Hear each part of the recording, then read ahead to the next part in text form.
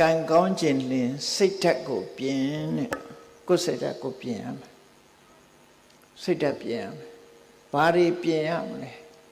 ကံကောင်းတဲ့ဆိုတာဘာလဲကိုယ်တဏ္ဍာမှာကောင်းတဲ့ကံဆိုတာဟာကောင်းရုပ်ချမ်းသာပေးမှကံကောင်းတယ်လို့ခေါ်တာလေကံဆိုတာနှမျိုးပဲရှိတယ်ကုသိုလ်ကံနဲ့အကုသိုလ်ကံကုသိုလ်ကံဆိုတာ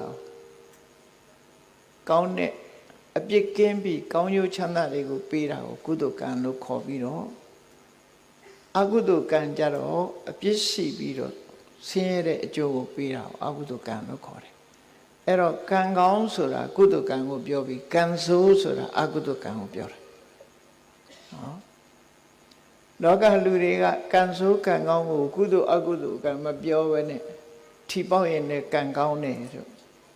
စီးပွားဥစ္စာတက်လာရင်လည်းကံကောင်းတယ်လို့ထင်အဲ့ဒါတကယ်ကတော့ကံရဲ့အကျိုးသာလည်းဖြစ်တယ်ကံကောင်းတာမဟုတ်သေးဘူးနော်တယောက်တယောက်နှုတ်ဆက်တဲ့အခါတို့ဆူတောင်းတဲ့အခါကျကံကောင်းပါစေပြောကြ good luck ဆိုတာနော်ဗမာပြည်ကလူတွေသာဒီလိုပြောတာမဟုတ်ဘူးဗမာစကားနဲ့မဟုတ်တဲ့အခါကျတော့လေ good luck ပဲကံကောင်းပါစေလို့ပြောကြတာအဲ့တော့ကံကောင်းတာထီပေါက်ရင်လည်းကံကောင်းတယ်လို့ပြောတယ်စီးပွားဥစ္စာတိုးတက်ရင်လည်းကံကောင်းတယ်လို့ပြောတယ်အစည်းရင်ကလွတ်သွားရင်လည်းကံကောင်းတယ်လို့ပြောတယ်အဖမ်းမခံရရင်လည်းကံကောင်းတယ်လို့ပြောတယ်အမျိုးစုံပဲကံကောင်းတယ်လို့ပြောတာတွေကအဲ့ဒါဟာဆိုးချိုးကလွတ်မြောက်နေတာကိုကံကောင်းတယ်လို့ပြောတာကံဆိုတာအကြောင်းတရားသာလင်ဖြစ်တယ်အဲ့တော့အကြောင်းတရားကောင်းအောင်လုပ်ဖို့လူတွေဆိုတာမမေ့ဖို့ပေါ့နော်မမေ့ဖို့အဲ့တော့မြတ်စွာဘုရားဟောတာတမပတ္တိဆိုတဲ့သုတ်တံမှာဟောထားပုံလေးကိုကြည့်ကံကောင်းတယ်ဆိုတာကိုယ်တဏ္ဍာမှာကုသိုလ်တရားတွေဖြစ်မှကံကောင်းတယ်လို့ပြောလို့ရတယ်ဘာလို့လို့ဆိုရင်အနဝိဇ္ဇဒုက္ခဝိပါကလက္ခဏာအပြစ်ကင်းပြီးကောင်းကျိုးချမ်းသာတွေကိုပေးနိုင်တာကုသိုလ်တရားတဲ့အဲ့ဒီကုသိုလ်တရားကိုယ်တဏ္ဍာမှာရှိဖို့ဒါကြောင့်မို့ကံကောင်းခြင်းစိတ်ထားကိုပြင်စိတ်ထား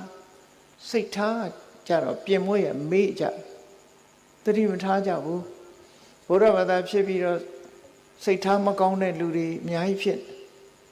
ဘုရားဘာသာဖြစ်ပြီးမြတ်စွာဘုရားရဲ့ဆုံးမနဲ့အညီမနေနိုင်မဲ့နဲ့စိတ်ပုတ်စိတ်ယုတ်တွေနဲ့နေကြတာတွေကအမှန်တမ်းများအဲ့တော့စိတ်ထားကိုဘယ်လိုပြင်ရမလဲလို့ဆိုတာကိုကြည့်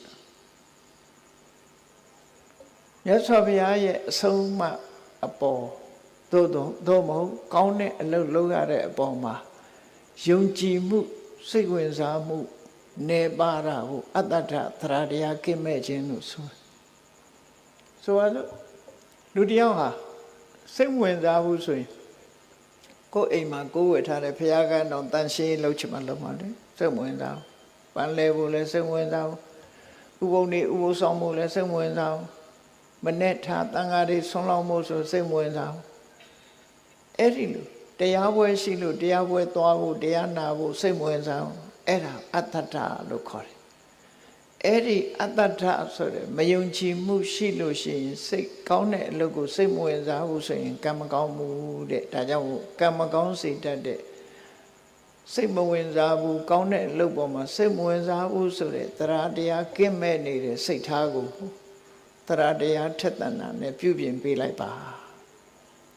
စိတ်မဝင်စားရင်စိတ်ဝင်စားအောင်လုပ်ပါဘယ်ဆရာတော်တရားဟောမြတ်စွာဘုရားတရားတွေကပဲဟောကြမှာပဲဖြစ်တယ်သွားပြီးတော့တရားနာပါနာပြီးတော့တရားနာမယ်အသိဉာဏ်တိုးအောင်နာမယ်ရေရမောရလို့ဆိုတဲ့အတွေးတွေနဲ့မတွေးပါနဲ့ဘယ်တရားဟောရရည်ရတယ်ဘယ်တရားဟောရတော့ငိုက်တယ်ဆိုတာမျိုးတွေမဖြစ်စေတရားနာတယ်ဆိုတာဘာအတွက်နာအသိဉာဏ်ရဖို့နာအနုဆိုလကအညောင်းခံပြီးဘာလို့လာငုတ်တုတ်ထိုင်မလို့အသိဉာဏ်ရမှတန်ဖိုးရှိတော့ပေါ့ဒါကြောင့်မို့မယုံကြည်မှုဆိုတဲ့တရားတရားကင်းမဲ့တဲ့စိတ်နေသဘောတရားကိုယုံကြည်မှုဆိုတာကိုယ်စိတ်ဓာတ်နဲ့ယုံကြည်မှုဆိုတဲ့စိတ်ထားပဲရအောင်ပြုပြင်ပေးရမယ်ဒါတစ်ချက်အဟိရိကဆိုတဲ့ လောကလူတွေဟာမဟုတ်တာလုပ်ရမှာမရှက်ဘူးမဟုတ်တဲ့အလုပ်ကိုမယွံမုန်းဘူးအဲ့ဒီမဟုတ်တဲ့အလုပ်ကိုမယွံတဲ့အဟိရိကဆိုတဲ့စိတ်သဘောထားကိုပြင်လိုက်ပါမဟုတ်တာလုပ်ရမှာရှက်တယ်မဟုတ်တာလုပ်ရမှာယွန်းတယ်မကောင်းမှုအကုသိုလ်ဆိုတာလူသိသိမသိသိဒီအလုပ်ဟာငါလိုလူမလုပ်ဘူးဆိုပြီးတော့ယွန်းမုန်းတယ်ဆိုတဲ့ဟိရိစိတ်ထားမျိုးရောက်အောင်ပြင်မှာအရှက်မဲ့တဲ့စိတ်ထားမျိုးမထားပါနဲ့အရှက်ရှိတဲ့စိတ်ထားမျိုးထားပါ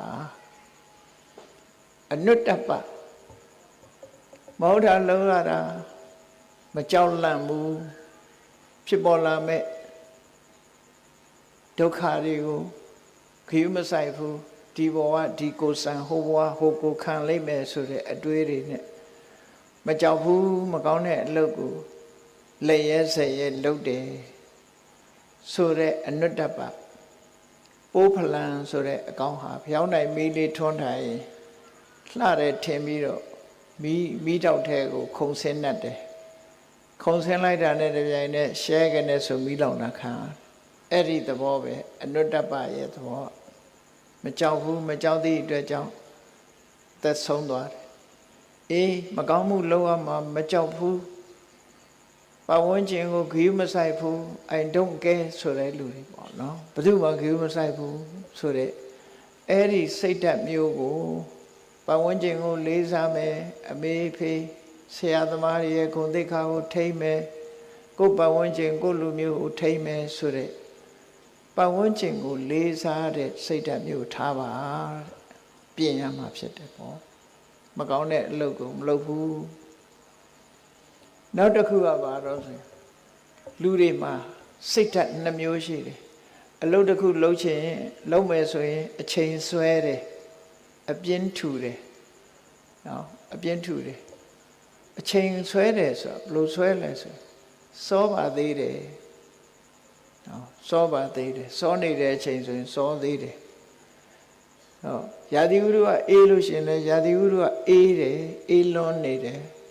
ပူတဲ့အခါကျတော့လည်းပူလွန်းတယ်နောက်ကျသွားလို့ရှိရင်လည်းနောက်ကျသွားပြီစင်ကြီးလေးတွေပေးပြီးတော့လူဟာအပြင်းထူတတ်တယ်အဲ့ဒီအပြင်းထူအချိန်ဆွဲတဲ့အကျင့်ကိုစိတ်နေသဘောထားကိုဖယ်ရှားပြရမယ်ဘယ်လို့ကိုကစောစီစီရောက်အောင်လုပ်ပြီးတော့ကိုယ်လို့ပြီးအောင်ကြိုးစားမယ်ဆိုတဲ့လုံလဝိရိယရှိရနော်အဲ့လိုလုပ်တဲ့အခါမှာစင်ကြီးပေးတတ်တဲ့လူတွေအလူပွဲတစ်ပွဲလူတယောက်ရောက်လာတဲ့အခါမှာဝေယဝိဆလုံးเสียတွေတွေ့တော့ကျွန်တော်အလှပွဲကြီးဝိုင်းလှုပ်ချင်လိုက်တာဗျာဒါပေမဲ့ထမင်းကမစားသေးလို့ဘိုက်စာလို့ဝိုင်းတော့ဝေယဝိဆတွေလှုပ်ချင်ပါတယ်ဒါပေမဲ့ဘိုက်ကစားနေသေးတယ်ဆိုဟုတ်ထင်ပြီးသူထမင်းကြွေးကြထမင်းစားပြီးတဲ့အခါလှုပ်เสียရှိတယ်ဒီအများကြီးကျုပ်လှုပ်ချင်တယ်ဗျာဒါပေမဲ့ဘိုက်ကလေးနေတယ်ခုအဲ့တော့ထမင်းစားတော့ကလည်းစားလို့အကြောင်းပြတယ်ထမင်းစားပြီးပြန်တော့လည်းဘိုက်လေးလို့အကြောင်းပြအဲ့မလှုပ်တာတူပဲလေအဲ့ဒါအချိန်ဆွဲခြင်းအပြင်းထူခြင်းပဲဖြစ်တယ်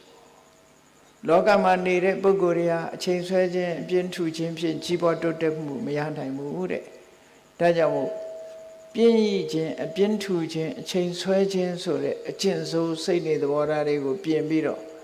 ဘာလို့နောက်မဆုတ်ပဲတက်ကြွချိုးစားအထုတ်ပဲဆိုတဲ့လုံလဝိရိယစိတ်နေသဘောထားကိုပြင်မှာအဲ့ဒါဆိုရင်ကံကောင်းလာပါလိမ့်မယ်ကံကောင်းခြင်းအဲ့ဒါလုပ်ဖို့လိုတယ်အဆောင်နေဆောင်းမနေနဲ့ဒီတိုင်းနေနော်ကံကောင်းလာလိမ့်မယ်နောက်ဆုံးအရေးကြီးဆုံးကတော့ဘာလို့ဆိုရင်စဉ်းစားဉာဏ်မရှိဘူးဆိုရင်ကံမကောင်းနိုင်ဘူးလုံးတဲ့နာနဲ့မလုံးတဲ့နာမစဉ်းစားတတ်ဘူး